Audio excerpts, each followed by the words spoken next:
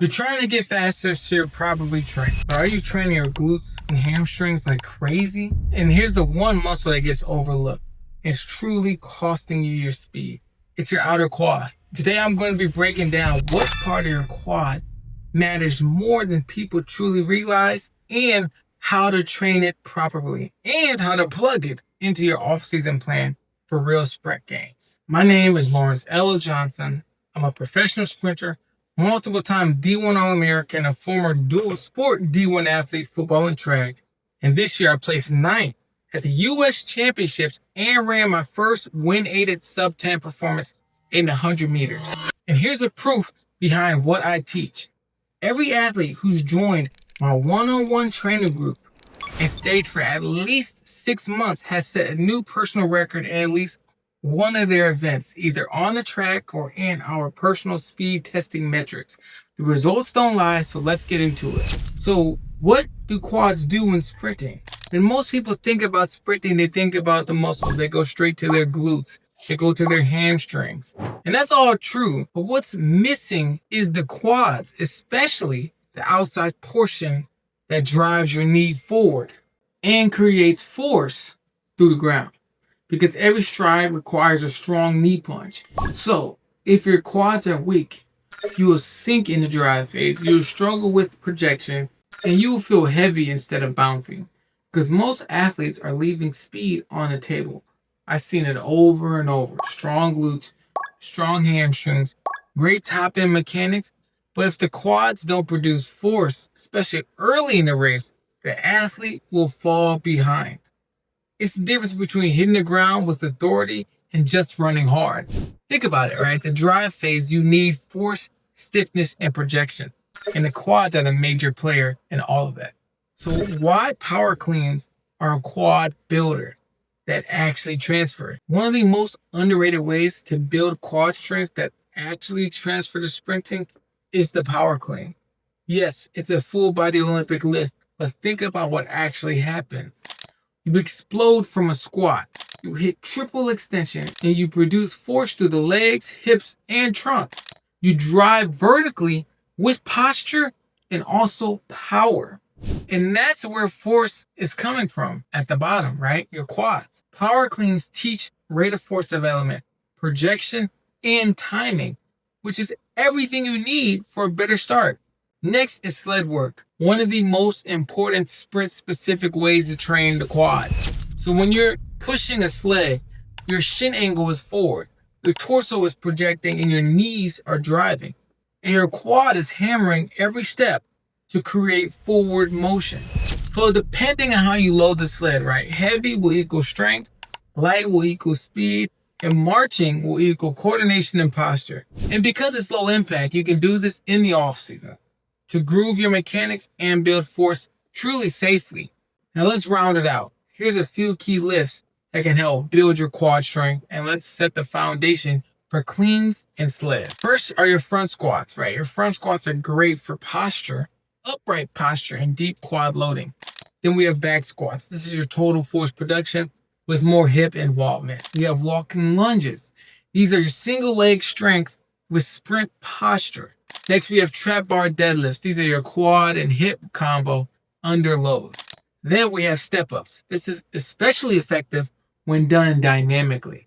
So these aren't flashy. They don't have random band exercises or whatever gimmicky stuff you see nowadays, but they work. And with the right angles and intent, they'll push your speed forward at the end of the day. Here's a trap that most athletes fall into. You find a couple good exercises and just repeat them. But progress will ultimately stall, and injuries will start to creep in, and your speed gains more than likely disappear. And that's why we need periodization. You need to know what you need to walk into, not some complicated spreadsheets. You just ultimately need structure. So train the quads differently depending on the time of year and your sprint goals. So here's how you can periodize your quad training for speed. So let's break it down by season. Off season, you want to build raw strength and power.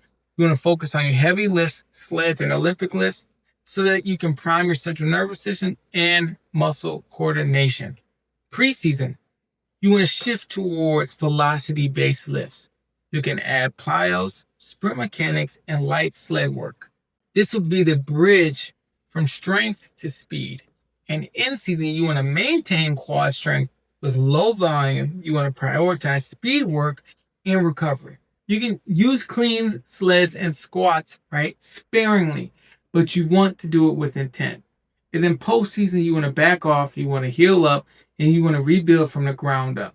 Because each season builds on the next. And that's how you avoid plateaus, really, man, ultimately burnouts. So here's some mistakes you want to avoid when training your quads as a sprinter. So let's clear up some of these errors. Over isolating with machines. So doing like leg extensions, that's not sprinting. Or too much volume, right? Because quality also matters more than the quantity. And this is another huge mistake. Forgetting angles. Because sprinting happens at sharp shin angles, not just sitting, right? And you are chasing soreness over speed. So don't confuse that burn or soreness with progress. You don't need to train your quads like a bodybuilder. That's a huge mistake. You need to train them like a sprinter.